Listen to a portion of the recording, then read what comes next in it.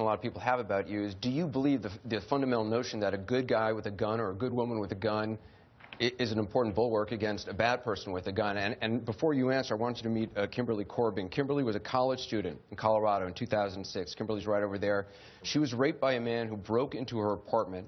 She testified for 3 hours in the trial against him. Her attacker was sentenced to 24 years to life in prison, and I know that attack, Kimberly, changed your view of handguns. What's your question for the president? Absolutely. As a survivor of rape and now a mother to 2 small children, it seems like being able to purchase a firearm of my choosing and being able to carry that wherever me and my family are, it seems like my basic responsibility as a parent at this point. I have been unspeakably victimized once already, and I refuse to let that happen again to myself or my kids. So why can't your administration see that these restrictions that you're putting to make it harder for me to own a gun or harder for me to take that where I need to be is actually just making my kids and I less safe? Well, Kimberly, first of all, obviously, your story is horrific. The strength you've shown in telling your story and being tonight is remarkable, and so really proud of you for that. I just want to repeat that there's nothing that we've proposed that would make it harder for you to purchase a firearm. And now, you may be referring to issues like concealed carry, but those tend to be state-by-state decisions. And we're not making any proposals with respect to what states are doing.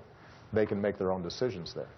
So there really is nothing that we're proposing that prevents you or makes it harder for you to purchase a firearm if you need one. There are always questions as to whether or not having a firearm in the home protects you from that kind of violence. And I'm not sure we can resolve that. People argue it both sides.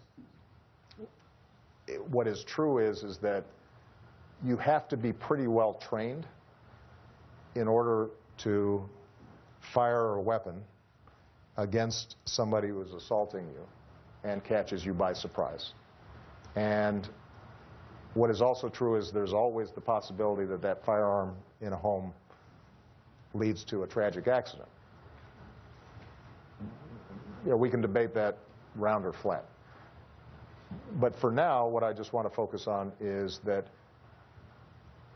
you certainly would like to make it a little harder for that assailant to have also had a gun.